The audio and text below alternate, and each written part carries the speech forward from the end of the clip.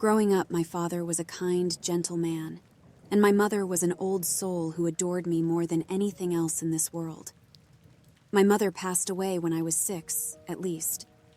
That is what I keep telling myself. There is no way she is still alive, right? My father won't talk about what happened and told me it was a sickness, and that is why she left. As I got older, I realized the women on my mother's side disappeared when they turned 36. So many strange things surrounded my family, and I have come to a conclusion. It has to do with that stupid clock. I know what I saw that night. A huge grandfather clock has been passed down to each generation. It looks ancient, and the only time the cuckoo bird comes out is when something or someone wakes up. Although my father wouldn't talk about the night my mother disappeared, I will never forget what happened.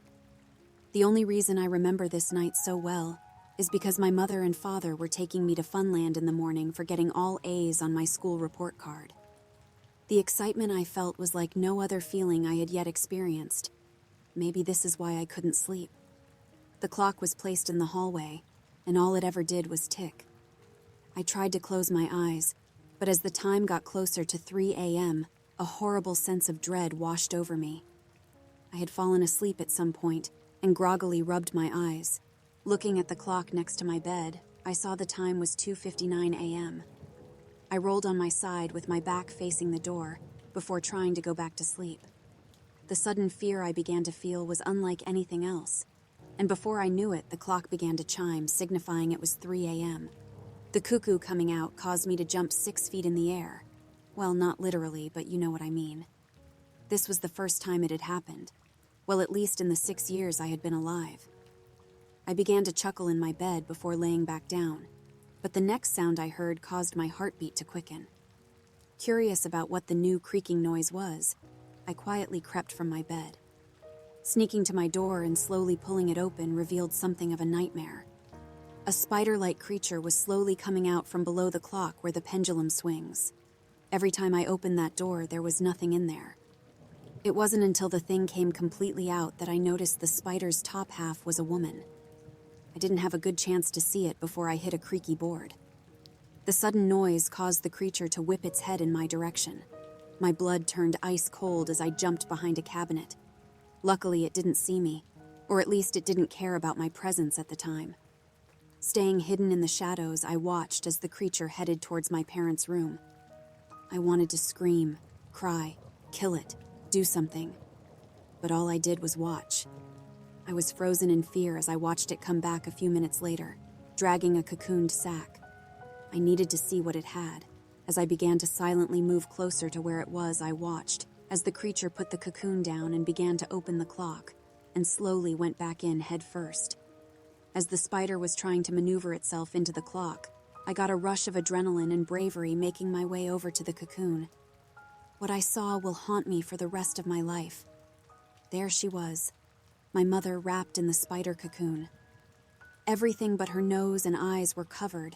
I could hear the panicked breath spilling from her nose. Her eyes darted around, wide with fear, finally locking onto mine. She began to scream and yell, but the noise was muffled by the spider's web.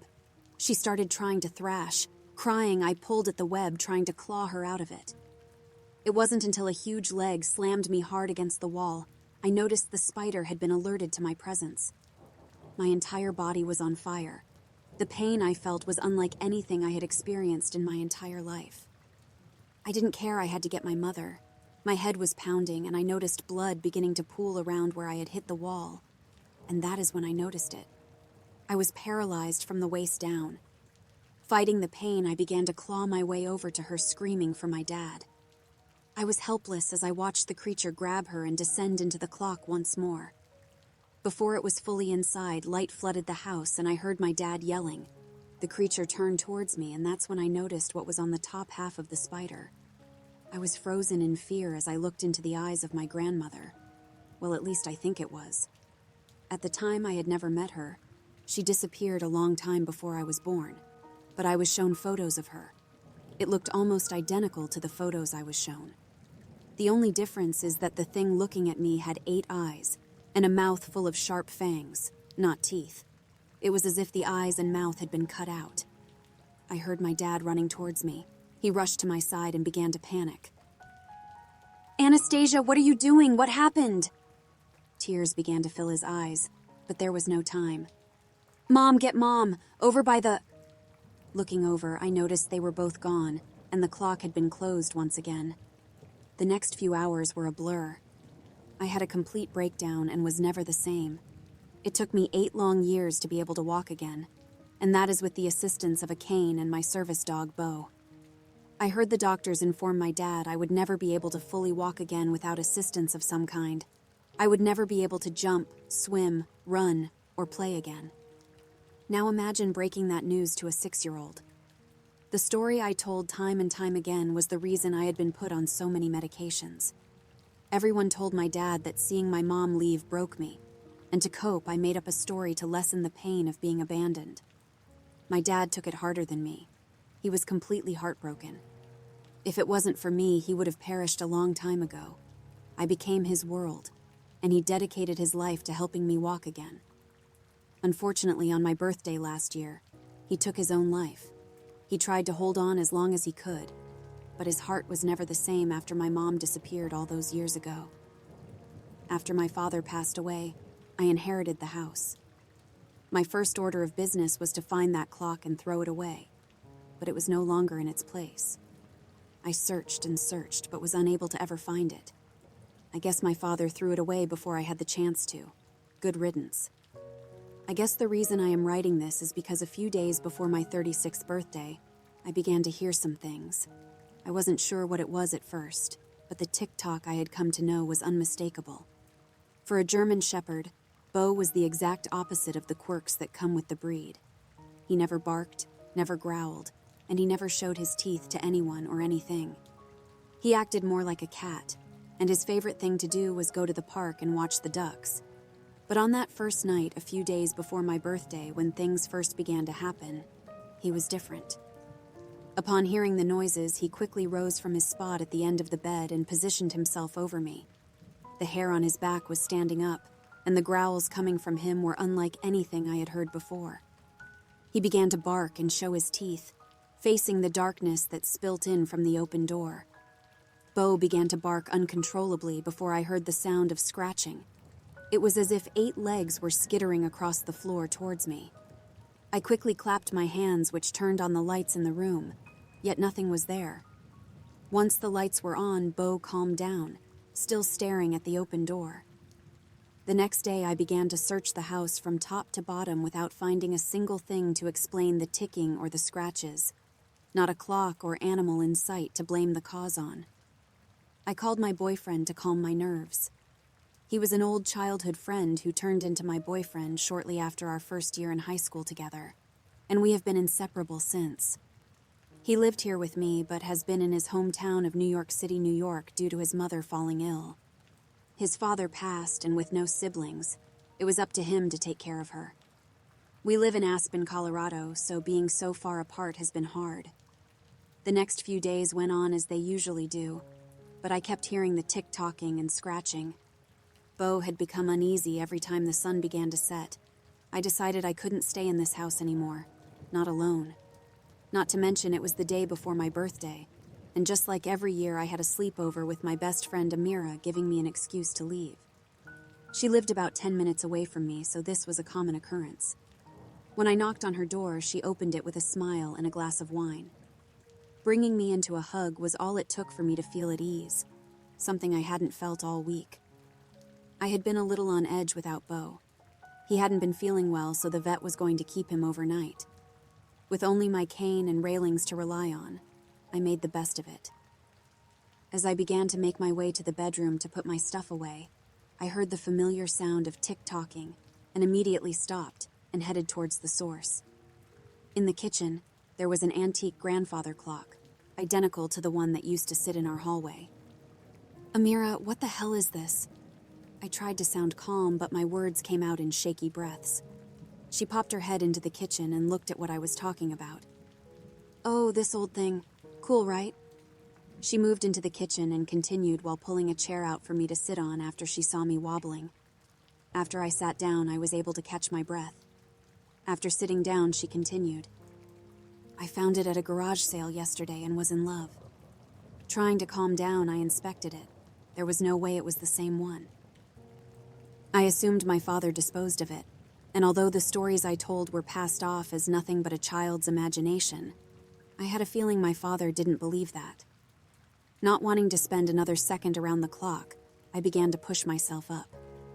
Well, it is time for me to unpack so we can get this party started. Amira squealed with glee and gave me a hand. We spent the night drinking, snacking, telling stories, reminiscing, and watching our favorite movies from when we were younger. We had stayed up until it hit midnight so we could celebrate my birthday, and at that point, we were beyond exhausted and headed to bed. I quickly fell asleep only to wake up to an all-too-familiar sound. Tick-tock, tick-tock, tick-tock. Glancing at the alarm on the nightstand, I saw it was 2:59 a.m. Amira was still snoring next to me.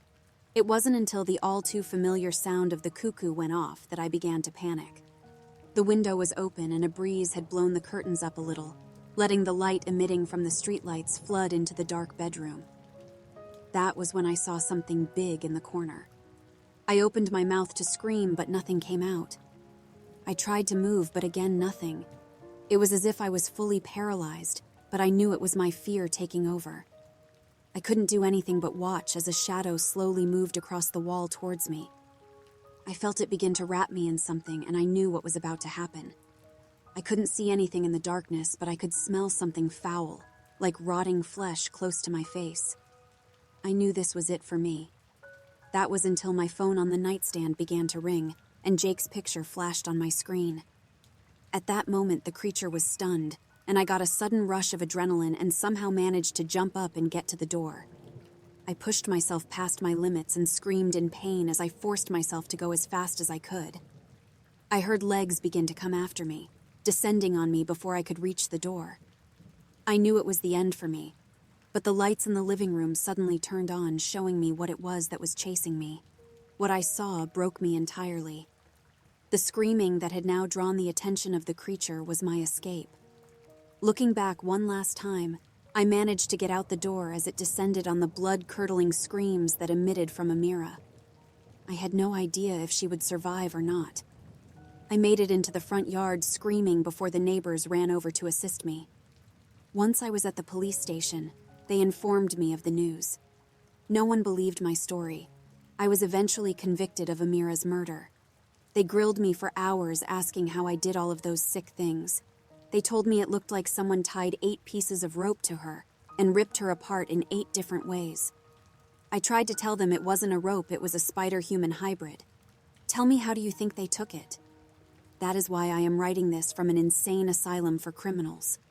They pinned the murder on me despite there being no evidence, and the fact they could not explain the way I had supposedly killed her. They just wanted a conviction to ease the mind of the other people living in the community. Jake has been amazing and visits me every day with Beau. They refuse to let me keep him. I know it is coming to get me. I think I know where all of the women on my mother's side have gone. I don't know how or when this started happening, but from the research I have been able to do, the disappearances, at least the ones being recorded, dated all the way back to 1825. On my way to the visiting area, I noticed a grandfather clock outside of my room in the corridor, the same clock that has haunted me all my life.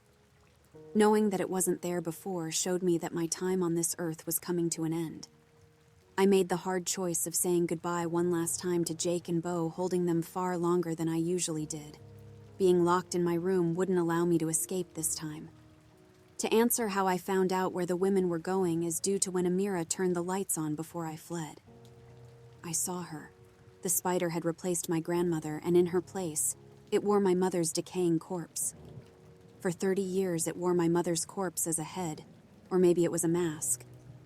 But now that the corpse was barely usable, it was looking for me. I never knew being infertile would have been a blessing. I hope I will be the last victim of this monster.